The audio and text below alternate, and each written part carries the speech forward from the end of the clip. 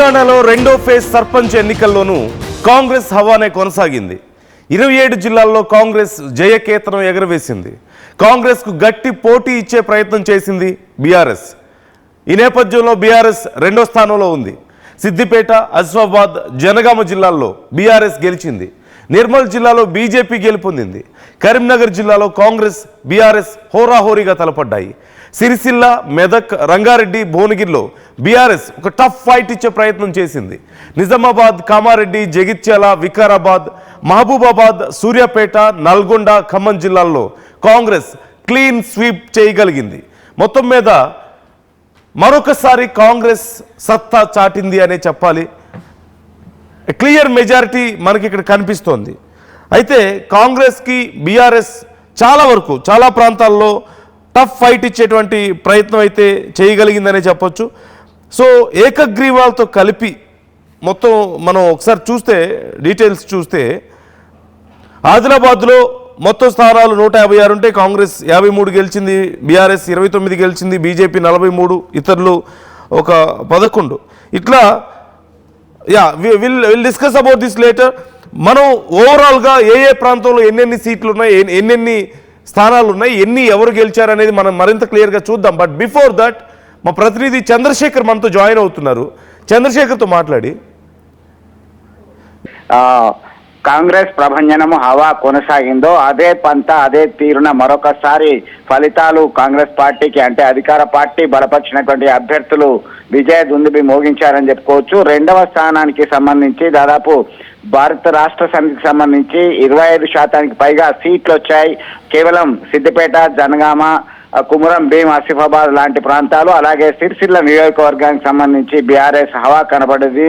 మిగతా ప్రాంతాల్లో వెనుకంజలో ఉంది. ఇక ఇప్పటికీ భారతీయ జనతా పార్టీ 3వ స్థానంతోనే సరిపెట్టుకోవాల్సి వచ్చింది. కేవలం 6% స్థానాలతోనే భారతీయ జనతా పార్టీ రెండవ దశలో తన హవా కొనసాగించింది. కేవలం కరీంనగర్ లోక్సభ పరిధిలో మాత్రం భారతీయ జనతా పార్టీ ఒక చెప్పుకోదగ్గ స్థానాలను సాధించడం జరిగింది. ఓవరాల్ గా చూసినట్టయితే 85.86% పోలింగ్ పర్సెంటేజ్ రెండవ విడత తెలంగాణ రాష్ట్ర వ్యాప్తంగా జరిగినటువంటి జిల్లాల్లో నమోదైంది.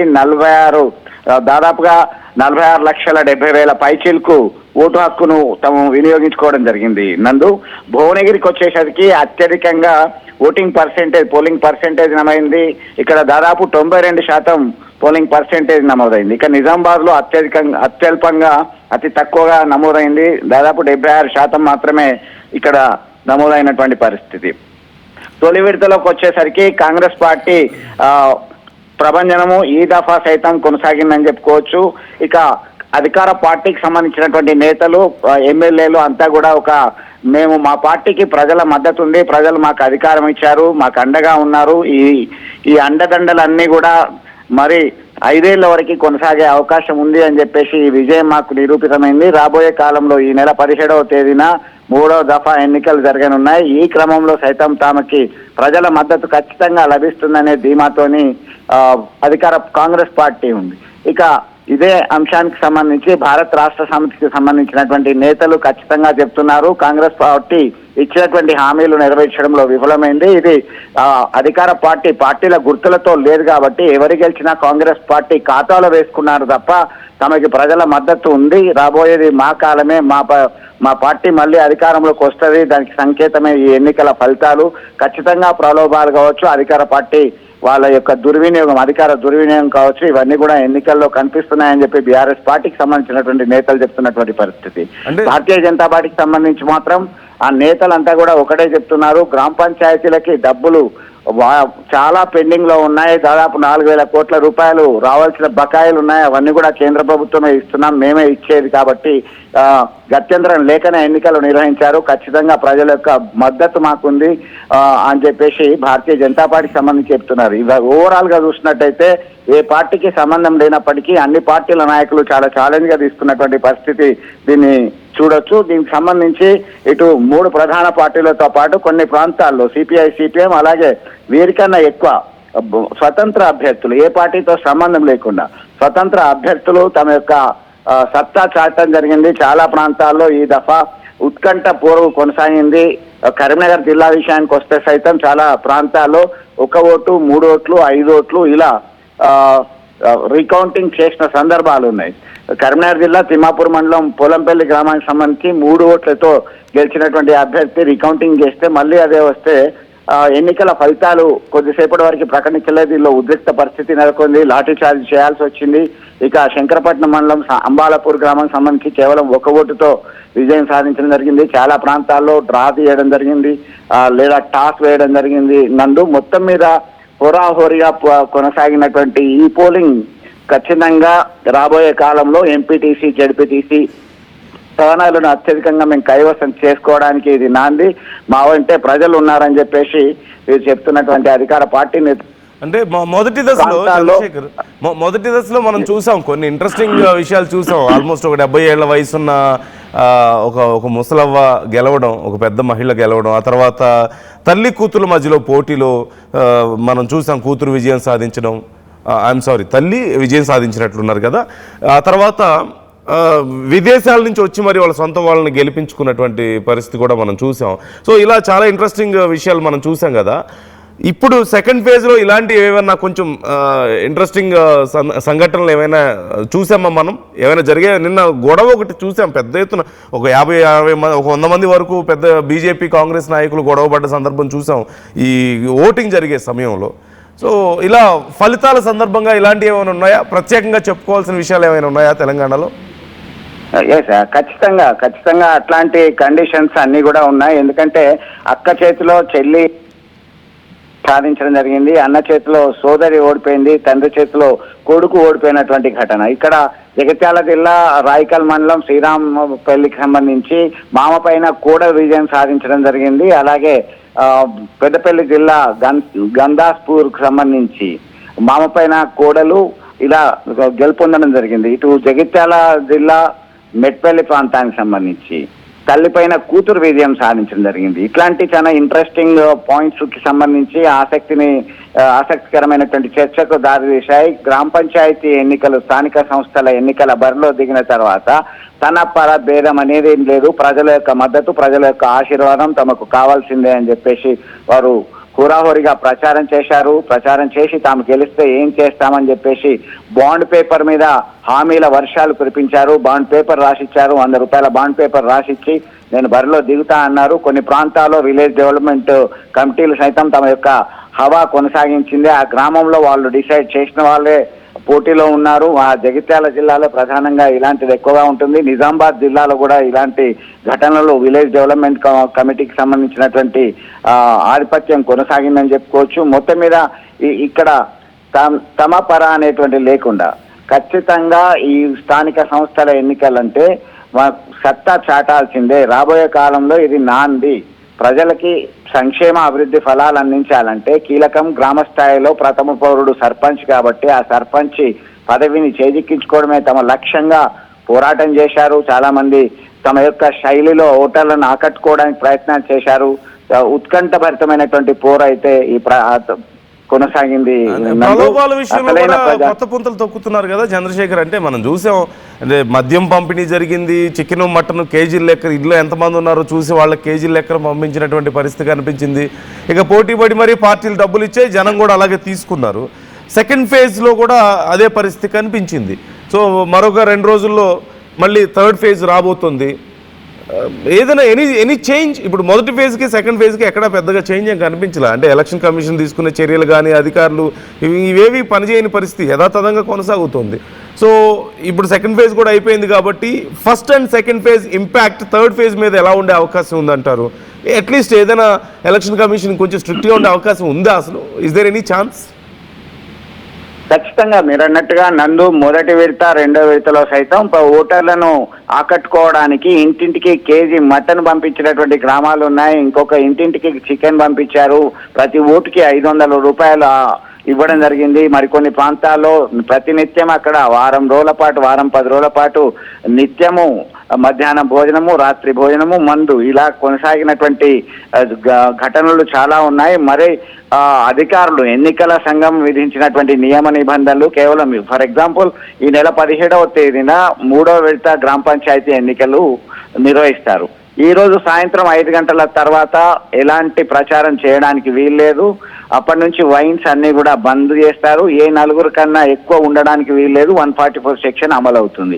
ఇది ఖచ్చితంగా రూల్స్ అండ్ రెగ్యులేషన్స్ ఉంటాయి. కానీ పోలీసులు, ఎన్నికల సంఘానికి సంబంధించినటువంటి అధికారులు ఇవన్నీ కూడా పర్యటించాలి, తిరగాలి. ఇవన్నీ model code of conduct violation కి సంబంధించి కేసులు నమోదు చేయాలంటే చాలా వయలేట్ జరుగుతున్నాయి. వందల సంఖ్యలో వయలేట్ చేస్తే 1-2 కేసులు మాత్రమే నమోదవుతున్నటువంటి పరిస్థితిని గమనించాల్సి ఉంటుంది నందు. ఎందుకంటే వీరి యొక్క స్ట్రెంగ్త్ సరిపోవట్లేదు. ఇది ఖచ్చితంగా అమలు చేయాలంటే వీరికి కావాల్సినటువంటి సిబ్బంది సైతం కొరత అని చెప్పుకోవచ్చు.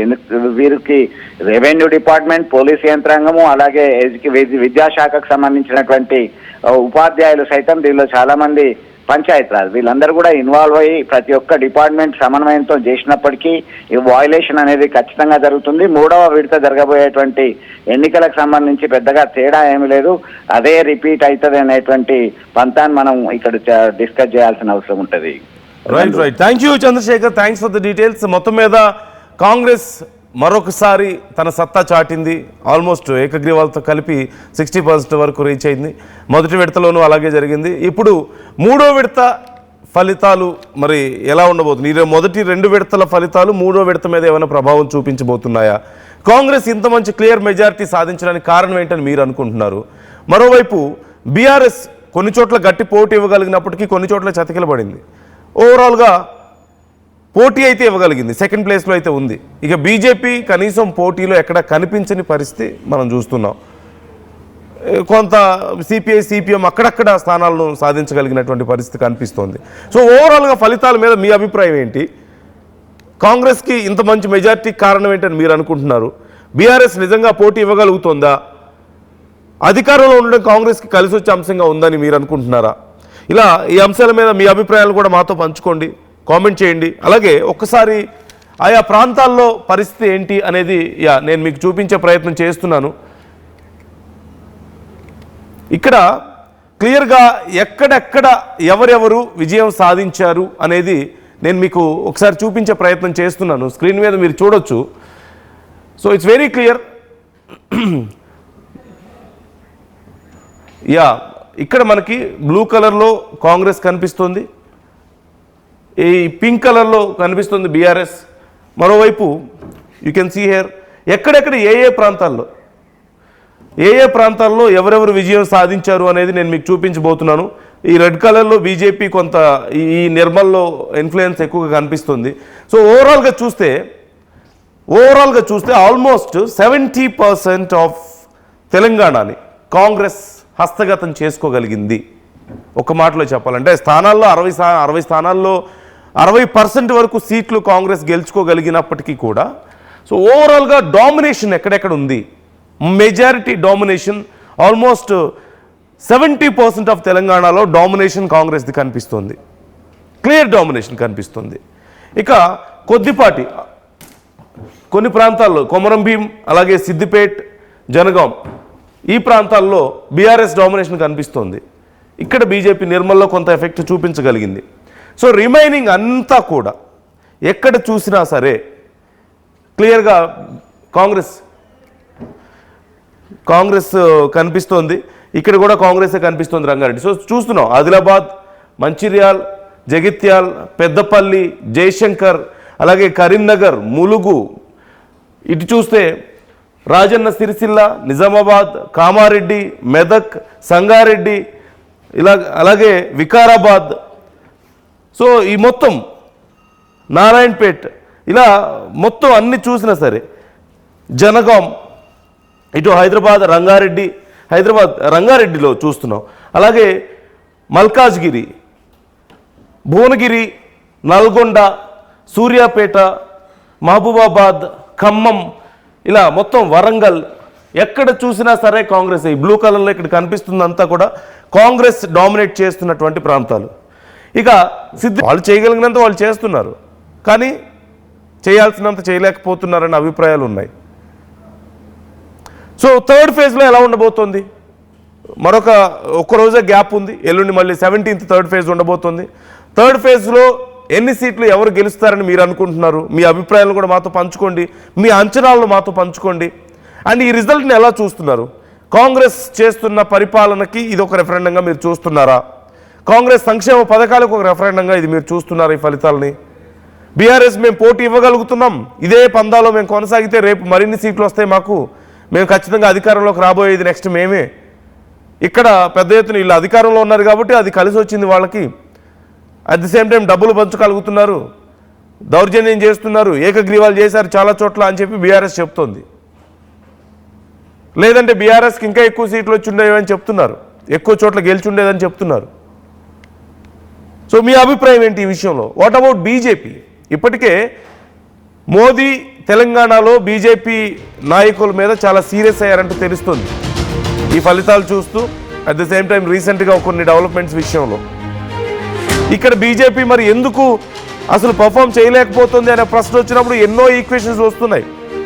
ఎక్కడి నుంచి డౌన్ఫాల్ మొదలైంది అనే ప్రశ్న వచ్చినప్పుడు గత ఎన్నికల ముందు, అసెంబ్లీ ఎన్నికలకు ముందు చేసిన ఒక పెద్ద మార్పు బీజేపీని ఎంత దెబ్బ కొట్టిందో, లెక్కలు ఎలా తారుమారు అయ్యాయో, తల్లకిందులు అయ్యాయో మనం చూస్తున్నాం. సో ఓవరాల్గా మీ అభిప్రాయాలను మాతో పంచుకోండి, కామెంట్ చేయండి.